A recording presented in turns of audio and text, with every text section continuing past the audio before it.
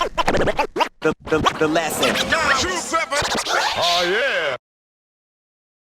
You mentioned that, obviously you spent some time in Melbourne. Yeah. And I think the crew, is it Suicide Assassins? Yeah, Melbourne Suicidal Assassins, yeah. And I was speaking to someone and they actually said something about the Grey Ghost. Oh, yeah. Which is a particular, like a rare, type of like carriage. Yeah, it was just like one train that they used to run on the Sandringham line. So we went to do panels and we found the ghost. It was on the outer road, fully lit up, right by where cars passing by. And we're like, we can either do the side that's in the rows that, won't be probably detected. And we could probably spend a little bit longer, because you get like 40 minutes, whatever it is. Or we can just go all out and do the outside row and we'll get flicks easier.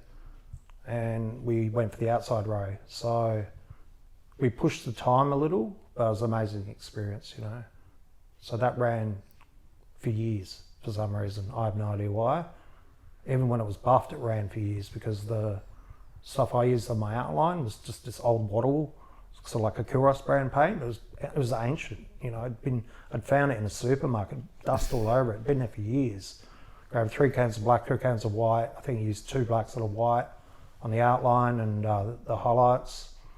And just when they buffed it, just the black had eaten into the paint that just wouldn't come off. So there's a photo floating around somewhere that I think Raid from TDC took years later. Just standing at Richmond, it just came past. He just went click. You can still read all the tags. Part of the outline was still there. I have no idea why, Yeah, wow. So I'd catch that train maybe, sometimes twice a day, because it ran a 9 and a 3 or something like that to the city and back on my line. So that was cool, me and my friends catching the train with the names on it, that kind of thing. So, and why was that such a special train? It was the only one in the system that was grey and flat. It was like the old Blue Harris trains that they used to run in Melbourne. So it was just perfect to paint on. Just dead flat, same as Blue Harris, same structure, just painted light grey. It was just known as the Grey Ghost. So it was a ghost in the system, hard to track. So. And then I guess spending time, painting in Melbourne and painting in Adelaide. What are some of the, key differences, if any?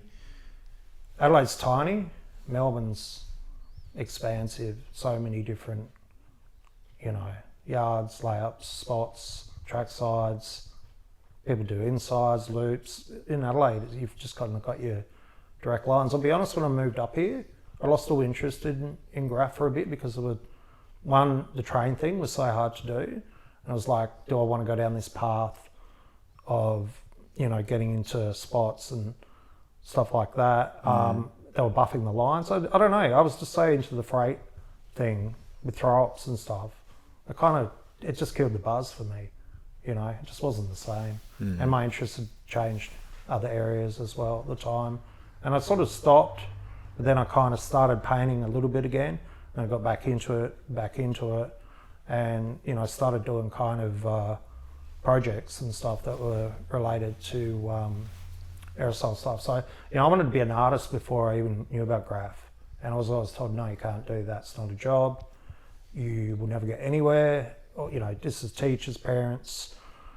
Not my parents. They were really good. But, girlfriends, parents, all this kind of shit. They always say, no, you can't be an artist. You can't do this, you can't do that. There was no support where I lived. There was no school. There was no art school.